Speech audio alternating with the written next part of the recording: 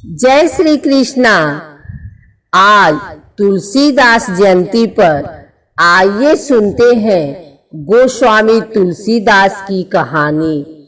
एक समय की बात है, गंगा के तट पर स्थित सोरेन गांव के निवासी आत्माराम दुबे परेशान घर के बाहर बैठे थे। उनकी बीवी बच्चे को जन्म दे रही थी। इंतजार की घड़ियां खत्म हुई जब दाई चुनिया दौड़ते दौड़ते बाहर आई। दाई ने ऐसी बुरी खबर सुनाई कि दुबे तो सर ही पकड़कर बैठ गए। दाई हड़बड़ाते हुए बोली, पंडित जी, बेटा हुआ है पर आपकी बीवी बेहोश हो गई है। दुबे की बीवी ने बेहोशी से मौत का सफर चंद मिनटों में ही तय कर लिया और वह पीछे छोड़ गई एक नन्हा मुहा बेटा।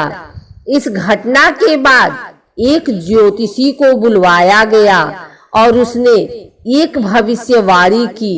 उसके अनुसार दुबे का बेटा शैतान है जो दुबे को भी खा जाएगा और इसलिए उस बच्चे को घर से बाहर फेंक देना चाहिए। दाई चुनिया को यह गवारा नहीं था, इसलिए वह बच्चे को अपने घर ले गई। हालांकि उसके पति और सास ने उस बच्चे को लेकर काफी खड़ी खोटी सुनाई और यह कहा कि यह बच्चा मनहूस है, पर चुनिया ने उनकी एक नहीं सुनी। बच्चे को लाड़ देती रही। दुबे की मौत हो गई और अफसोस, चुनिया भी सांप के काटने से चल बसी। चुनिया के पति का शक यकीन में बदल गया और उसने इस बच्चे को घर से निकाल दिया। बेचारा पेड़ के नीचे सोया, दूध और रोटी के लिए भीख मांगी, पर सबने उसे मनहूस समझकर धिक्कार दिया। आखिर में वह गांव के मंदिर में पहुंचा। अब वहां उसकी मुलाकात संत नरहरिदास से हुई, जिन्होंने उस पर तरस खाकर उससे कहा, देखो बेटे, राम हम सबका ध्यान रखते हैं, वह अमर है, तुम उनकी शरण में क्यों नहीं जाते। बच्चा भगवान राम के बारे में जानने के लिए उत्सुक था। संत उसे अपनी आश्रम में ले गए और उसे राम नाम का पाठ सिखाया और यही उसका नाम पड़ा, राम बोला। संत जी ने उसे रामायण की गाथा भी सुनाई और यह बताई कि कैसे भगवान ने 14 वर्ष का वनवास काटा, गरीबों और कमजोरों की मदद की। इस मसीहे ने राम बोले को पढ़ना लिखना भी सिखाया और आखिर में उसे आचार्य श्रेष्ठ सनातन के साथ काशी ले गए।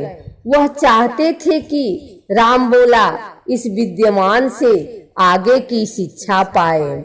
सनातन बाबा ने राम बोला को वेदों का ज्ञान दिया और बाकी धार्मिक किताबें पढ़ाई। गुरु दक्षिणा में उन्होंने मांगते हुए कहा, जाओ और भगवान राम के बारे में लोगों को बताओ।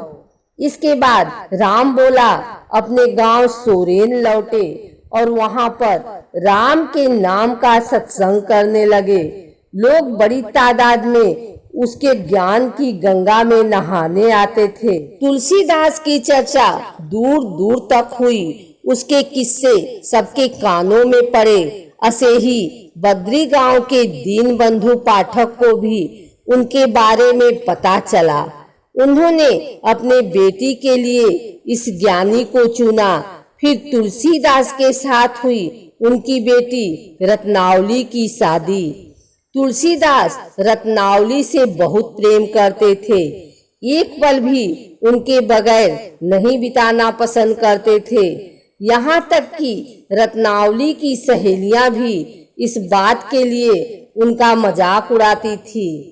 एक दिन जब तुलसीदास घर लौटे तो यह जानकर दुखी हुए कि उनकी बीवी अपने पिता के घर रहने गई है। बीवी के बिना रहने का ख्याल उन्हें खाए जा रहा था। इसलिए उसने फैसला किया कि वह उसके पिता के घर उससे मिलने जाएंगे। फिर तुलसीदास एक लाश पर नदी पार करके तूफान को झेलते हुए अपनी पत्नी के गांव पहुंचे। उन्होंने पत्नी के कमरे में घुसने के लिए एक सांप को रस्सी तक बना लिया। रत्ना उनको देखकर चौंक गई। अपने प्यार का इजहार करते हुए उन्होंने अपनी पत्नी से कहा कि वह उनसे मिलने के लिए सागर भी पार कर सकते हैं। रत्ना का तो कुछ और ही मानना था। उसने अपने पति की आंखें खोल दी और जवाब में उनसे कहा, अगर तुमने भगवान राम से इतना प्यार किया होता जितना तुम इस हाड़ मास के पुतले से करते हो तो तुम्हारे जीवन के सारे भय छू मंतर हो जाते। तुलसीदास को इस बात ने झिझोर कर रख दिया। उन्होंने गृहस्थी त्याग दी। वह गंगा के तट पर पहुंचे और वहां उन्होंने दुनिया त्यागने का निश्चय ले लिया। उसके बाद वह सीधे राजापुर गए, जहां उन्होंने हिंदी में रामायण के सत्संग शुरू कर दिए। हालांकि काफी लोगों को उनके शब्दों से राहत मिली, पर ऐसे कई तकियानुसी ब्राह्मण थे जिन्हें उनका रामायण हिंदी में पढ़ना पसंद नहीं था। उनके हिसाब से संस्कृत ही वह भाषा है जिसमें रामायण का प्रचार होना चाहिए। पर तुलसी ने किसी की एक न सुनी और अपना कर्म करते रहे। एक दिन उनके सत्संग सुनने एक बूढ़े व्यक्ति सबसे पहले आते हैं और सबसे बाद में जाते। समय के साथ उन्हें आभास हुआ कि यह और कोई नहीं, हनुमान जी हैं। बूढ़े आदमी के वेश में तुलसीदास को हनुमान जी के दर्शन हुए। जब तुलसीदास ने उन्हें राम को पाने का रहस्य पूछा तो उन्होंने कहा, चित्रकूट जाओ, तुम्हारी इच्छा वहीं पूरी होगी। हनुमान जी के कहने पर वह चित्रकूट गए। एक दिन जब वह बैठे हुए थे तो दो सुंदर राजकुमार उनसे मिलने आए। उन्होंने राजकुमारों के माथे में तिलक भी लगाया और फिर वह चले गए। पर जब दोनों राजकुमार वहां से चले गए तो एक तोते ने कहा कि जब तुलसीदास भक्तों को तिलक लगा रहे थे तब जिस राजकुमार को उन्होंने तिलक लगाया वह राजकुमार स्वयं भगवान राम थे। यह सुनकर तो तुलसीदास बावले से हो गए और राजकुमारों के पीछे भागे, पर वह तो जा चुके थे। तोता जो कि हनुमान जी का रूप था वह भी उड़ गया। बस इस घटना के बाद, राम के एक स्पर्श के बाद तुलसी बदल गए।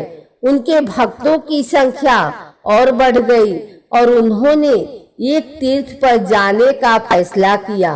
उनका पहला पड़ाव था वृंदावन। वहां के लोगों को शक हुआ कि अगर तुलसीदास राम के भक्त हैं तो वह कृष्ण की पूजा कैसे करेंगे। फिर सबका शक दूर हो गया। चमत्कार हुआ। मंदिर में भगवान कृष्ण की मूर्ति भगवान राम में तब्दील हो गई। इसके बाद तुलसीदास जी ने और भी बड़े बड़े कारनामे किए। राजस्थान में एक समय उनका बसेरा था। उन्होंने छूत अछूत का भेदभाव न करके आदिवासियों को भी गले लगाया। इसके बाद उन्होंने महाराणा प्रताप की उलझन सुलझाई। उन्होंने मान सिंह को समझाया कि अपने ही भाई बंधुओं के खिलाफ नहीं लड़ना चाहिए। जब अकबर को मान सिंह के पीछे हटने की खबर मिली और उन्हें इसमें तुलसीदास का हाथ दिखा तो वह काफी प्रभावित हुए। उन्होंने तुलसीदास को अपने दरबार में बुलाया, पर तुलसीदास ने यह कहकर मना कर दिया, मेरे भजन मेरे राम के लिए हैं, मैं किसी राजा के दरबार में नहीं गा सकता। सब कुछ लिपटकर वहां वाराणसी पहुंचे। यहाँ उन्होंने वाराणसी आसी घाट के किनारे रामचरितमानस रखे। यह राम की कहानी थी, वह भी हिंदी में। अब जब वाराणसी के भक्तों को यह पता चला तो वह आग बबूला हो गए। वह चाहते थे कि यह किताब नदी में फेंक दी जाए, पर ऐसा हुआ नहीं, क्योंकि जब वह यह प्रस्ताव लेकर तुलसीदास की कुटिया पहुंचे तो उन्हें घर पर पहरा देते स्वयं राम दिखे।